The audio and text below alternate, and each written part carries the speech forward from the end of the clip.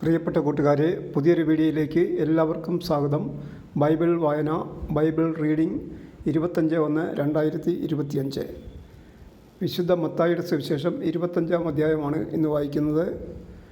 28 അധ്യായങ്ങളുള്ള വിശുദ്ധ മത്തായിയുടെ സുവിശേഷം ജനുവരി 1-ാം തീയതി മുതൽ വായിച്ചു തുടങ്ങി. ജനുവരി 28-ന് ഈ വായന പൂർത്തിയാകും എന്ന് പ്രതീക്ഷിക്കുന്നു.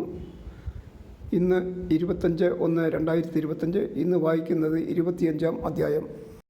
മത്തായി അധ്യായം 25. 10 കന്യകമാരുടെ ഉപമ.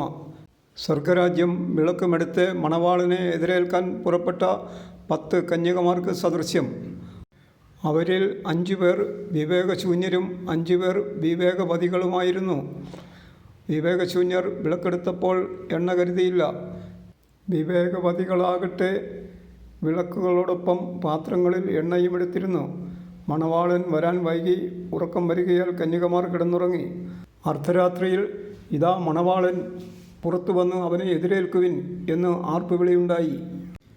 ആ കന്യകമാരെല്ലാം ഉണർന്ന് വിളക്കുകൾ തെളിച്ചു. വിവേകശൂന്യകൾ വിവേകവതികളോട് പറഞ്ഞു, ഞങ്ങളുടെ വിളക്കുകൾ അണഞ്ഞു പോകുന്നതിനാൽ നിങ്ങളുടെ എണ്ണയിൽ കുറെ ഞങ്ങൾക്ക് തരിക. വിവേകവതികൾ മറുപടി പറഞ്ഞു, ഞങ്ങൾക്കും നിങ്ങൾക്കും മതിയാകാതെ വരുമെന്നതിനാൽ നിങ്ങൾ വിൽപ്പനക്കാരുടെ അടുത്ത് പോയി വാങ്ങിക്കൊള്ളുവിൻ. അവർ വാങ്ങാൻ പോയപ്പോൾ മണവാളൻ വന്നു. ഒരുങ്ങിയിരുന്നവർ അവനോടൊത്ത് വിവാഹവിരുന്നിന് അകത്ത് പ്രവേശിച്ചു. വാതിൽ അടയ്ക്കപ്പെടുകയും ചെയ്തു. പിന്നീട് മറ്റ് കന്യകമാർ വന്ന്, കർത്താവേ, കർത്താവേ, ഞങ്ങൾക്ക് തുറന്നു തരണമേ എന്ന് അപേക്ഷിച്ചു. അവൻ പ്രതിവചിച്ചു, സത്യമായി ഞാൻ നിങ്ങളോട് പറയുന്നു, ഞാൻ നിങ്ങളെ അറിയുകയില്ല. അതുകൊണ്ട് ജാഗരൂകരായിരിക്കുവിൻ. ആ ദിവസമോ മണിക്കൂറോ നിങ്ങൾ അറിയുന്നില്ല. താലന്തുകളുടെ ഉപമ. ഒരുവൻ യാത്ര പുറപ്പെടുന്നതിന് മുമ്പ് ഭൃത്യന്മാരെ വിളിച്ച് തൻ്റെ സമ്പത്ത് അവരെ ഭരമേൽപ്പിച്ചതുപോലെയാണ് സ്വർഗരാജ്യം. അവൻ ഓരോരുത്തൻ്റെയും കഴിവ് അനുസരിച്ച് ഒരുവന് 5 താലന്തും മറ്റൊരുവന് 2-ഉം വേറൊരുവന് 1-ഉം കൊടുത്ത ശേഷം യാത്ര പുറപ്പെട്ടു. 5 താലന്ത് ലഭിച്ചവൻ ഉടനെ പോയി വ്യാപാരം ചെയ്ത് 5 താലന്ത് കൂടി സമ്പാദിച്ചു. 2 താലന്ത് കിട്ടിയവനും 2 കൂടി നേടി. എന്നാൽ 1 താലന്ത് ലഭിച്ചവൻ പോയി നിലം കുഴിച്ച് യജമാനൻ്റെ പണം മറച്ചു വച്ചു. ഏറെക്കാലത്തിന് ശേഷം ആ ഭൃത്യന്മാരുടെ യജമാനൻ വന്ന് അവരുമായി കണക്ക് തീർത്തു. 5 താലന്ത് കിട്ടിയവൻ വന്ന് 5 കോടി സമർപ്പിച്ച്, യജമാനനെ, നീ എനിക്ക് 5 താലന്താണല്ലോ നൽകിയത്, ഇതാ ഞാൻ 5 കോടി സമ്പാദിച്ചിരിക്കുന്നു എന്ന് പറഞ്ഞ് യജമാനൻ പറഞ്ഞു, കൊള്ളാം, നല്ലവനും വിശ്വസ്തനുമായ ഭൃത്യ, അല്പകാര്യങ്ങളിൽ വിശ്വസ്തനായിരുന്നതിനാൽ അനേക കാര്യങ്ങൾ നിന്നെ ഞാൻ ഭരമേൽപ്പിക്കും. നിന്റെ യജമാനൻ്റെ സന്തോഷത്തിലേക്ക് നീ പ്രവേശിക്കുക.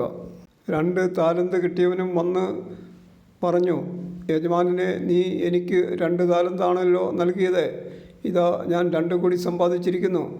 യജമാനൻ പറഞ്ഞു, കൊള്ളാം, നല്ലവനും വിശ്വസ്തനുമായ ഭൃത്യ, അല്പകാര്യങ്ങളിൽ വിശ്വസ്തനായിരുന്നതിനാൽ അനേക കാര്യങ്ങൾ നിന്നെ ഞാൻ ഭരമേൽപ്പിക്കും.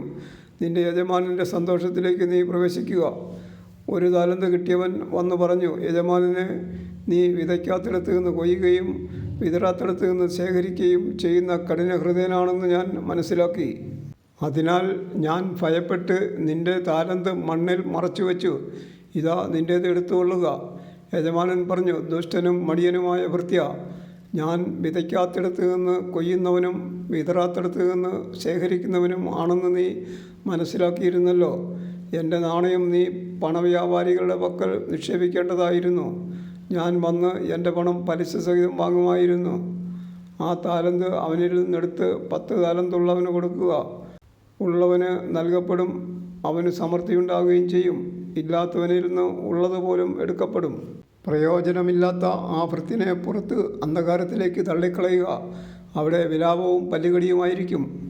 അവസാന വിധി. മനുഷ്യപുത്രൻ എല്ലാ ദൂതന്മാരോടും കൂടെ മഹത്വത്തിൽ എഴുന്നള്ളുമ്പോൾ അവൻ തൻ്റെ മഹിമയുടെ സിംഹാസനത്തിൽ ഉപവിഷ്ടനാകും. അവൻ്റെ മുമ്പിൽ എല്ലാ ജനതകളും ഒരുമിച്ച് കൂട്ടപ്പെടും. ഇടയൻ ചെമ്മരിയാടുകളെ കോലാടുകളിൽ നിന്ന് വേർതിരിക്കുന്നത് പോലെ അവൻ അവരെ തമ്മിൽ വേർതിരിക്കും. അവൻ ചെമ്മരിയാടുകളെ തൻ്റെ വലതുവശത്തും കോലാടുകളെ ഇടതുവശത്തും നിർത്തും. അനന്തരം രാജാവ് തൻ്റെ വലത്തുഭാഗത്തുള്ളവരോട് അരുളിച്ചെയ്യും, എൻ്റെ പിതാവിനാൽ അനുഗ്രഹിക്കപ്പെട്ടവരെ വരുവിൻ. ലോക സ്ഥാപനം മുതൽ നിങ്ങൾക്കായി സജ്ജമാക്കിയിരിക്കുന്ന രാജ്യം അവകാശപ്പെടുത്തുവിൻ. എന്തെന്നാൽ എനിക്ക് വിശന്നു, നിങ്ങൾ ഭക്ഷിക്കാൻ തന്നു. എനിക്ക് ദാഹിച്ചു, നിങ്ങൾ കുടിക്കാൻ തന്നു. ഞാൻ പരദേശിയായിരുന്നു, നിങ്ങൾ എന്നെ സ്വീകരിച്ചു. ഞാൻ നഗ്നനായിരുന്നു, നിങ്ങൾ എന്നെ ഉടുപ്പിച്ചു. ഞാൻ രോഗിയായിരുന്നു, നിങ്ങൾ എന്നെ സന്ദർശിച്ചു. ഞാൻ കാരാഗൃഹത്തിലായിരുന്നു, നിങ്ങൾ എൻ്റെ അടുത്ത് വന്നു. അപ്പോൾ നീതിമാന്മാർ ഇങ്ങനെ മറുപടി പറയും: കർത്താവേ, നിന്നെ വിശക്കുന്നവനായി കണ്ട് ഞങ്ങൾ ആഹാരം നൽകിയതും ദാഹിക്കുന്നവനായി കണ്ട് കുടിക്കാൻ നൽകിയതും എപ്പോൾ? നിന്നെ പരദേശിയായി കണ്ട് സ്വീകരിച്ചതും നഗ്നനായി കണ്ട് ഉടുപ്പിച്ചതും എപ്പോൾ?